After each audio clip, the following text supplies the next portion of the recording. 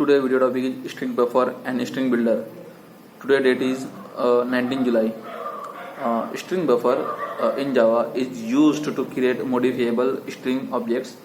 This means that we can use StringBuffer to append, reverse, replace, concatenate, and manipulate strings or a sequence of characters. Corresponding methods under StringBuffer classes are respectively created to these functions. In Java, strings are known to be immutable or uneditable unless overwritten upon. This is where StringBuffer class comes into picture, where it can accommodate character sequence and still enable mutable features in a StringBuffer. StringBuffers are some important point in Java.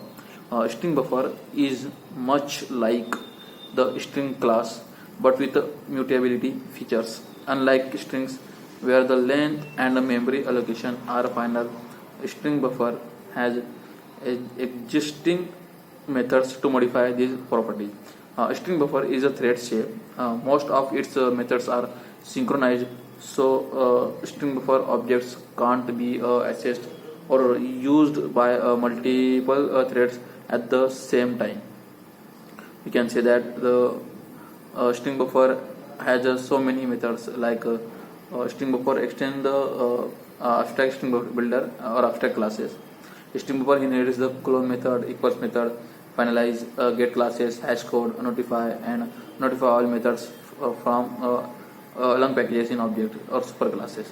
StringBuffer implements character sequence, appendable, and serializable interfaces. StringBuffer is also used. Capacity method can be used to retrieve the memory available for new character sequences to be added beyond which the allocation will occur. Compared to StringBuilder class, StringBuffer operates slower due to synchronization. The Java StringBuffer class features the flexibility of characters sequence memory allocation. This means we can modify the given string using StringBuffer class. What makes this possible is that the StringBuffer class reverse contingent memory for future modifications. StringBuffer class, we can explain that there are the StringBuffer class extends abstract StringBuilder. The class that was introduced in Java 1.5 when StringBuilder was also introduced. There are so many methods or so many concepts available in StringBuffer: appendable, abstract StringBuilder, object, character sequence, StringBuffer, serializable, string, are all of the contained StringBuffer. The StringBuffer constructors like first of all StringBuffer method create a StringBuffer method with empty content and 16 reserve characteristics by default. StringBuffer integer size of buffer method is also used to create the string buffer with the passed argument as the size of the empty buffer. The StringBuffer string creates the string buffer with the passed string as the initial content of the buffer. Contingent memory characters are pre-allocated, not including the buffer or modification purpose in the StringBuffer.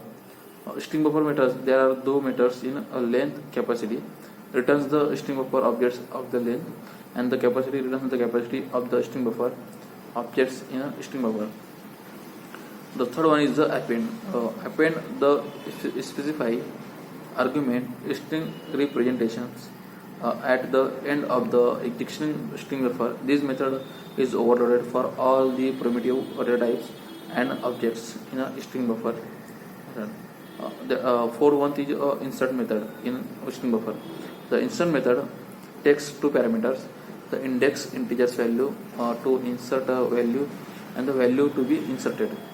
The index tells StringBuffer where to insert the passed characters sequence. Again, this method is overloaded to work with the primitive data types and objects.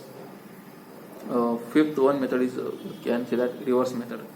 The reverses the existing string or character sequence content in the buffer and returns it. The object must have an existing content or else null pointer exception is thrown in the string buffer.